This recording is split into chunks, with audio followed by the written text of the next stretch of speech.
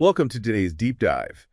We have a massive mission ahead for you today, unpacking a 2026 industry analysis on the high-performance hybrid supercar era. Yeah, it's an incredibly dense data set to go through. It really is, and the core premise right off the bat is wild. I Yeah. mean, the internal combustion engine is not dead. It's actually been surgically augmented by motorsport electrification. Right, creating these absolute monsters, pushing anywhere from 1,000 to 1,800 horsepower. Okay, let's unpack this because when you hear hybrid, Yeah. you naturally think of, fuel efficiency. We're saving the environment. But looking at the sources, that is completely irrelevant here. Yeah, entirely. What's fascinating here is that these electric motors are deployed entirely as ballistic performance enhancers.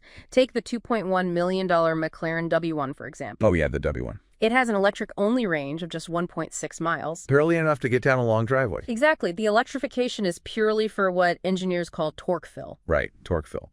Using that instant electric power to completely mask turbo lag. Yes, the electric motor slams you into your seat at 0 RPM, bridging that tiny gap before the mechanical turbos hit their peak pressure. But that instant torque creates a massive physics problem. A really massive one. Yeah, dropping that much power instantly means standard road-legal rubber is just going to vaporize. That is the ultimate bottleneck. Powertrains are routinely exceeding 1,200 horsepower now, so standard tire friction limits are thoroughly exhausted. And you can't just slap wider tires on. You can't, which forces manufacturers into these radical shape-shifting designs just to keep the cars glued to the pavement. The ground effects in the report are wild.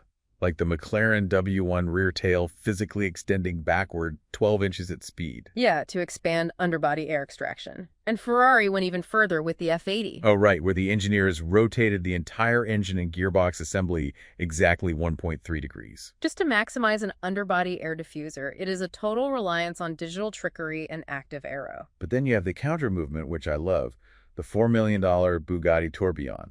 It's a striking contrast, a total rejection of the digital trend, because they know screen-heavy interiors visually age a vehicle within a decade. Right. Nobody wants a $4 million car looking like an old smartphone in 5 years. Precisely. So Bugatti hired Swiss watchmakers to design an intricate, fully mechanical instrument cluster.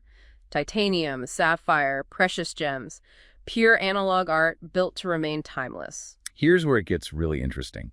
Let's talk about the Corvette anomaly. The greatest market disruptor of the decade. American engineering just dropped a bomb on the European exotic market with the Chevrolet Corvette ZR1X. By utilizing an electrified front axle, they built an advanced all-wheel drive system delivering 1,250 horsepower. And the 0 to 60 is a mind-bending 1.89 seconds for an estimated base of $209,700. It mathematically matches or beats elite European hypercars costing $3.7 million. Which completely commoditizes four-figure horsepower. Legacy brands are forced to justify their astronomical prices through bespoke art and extreme exclusivity. Not just objective raw speed anymore. Exactly. So what does this all mean?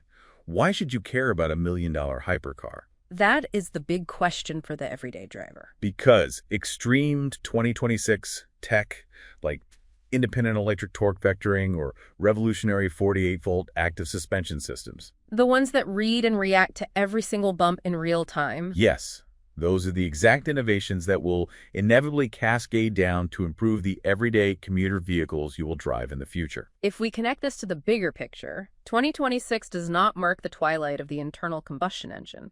It marks its zenith, perfected by electric power rather than replaced by it. Which leaves a lingering question for you to explore on your own.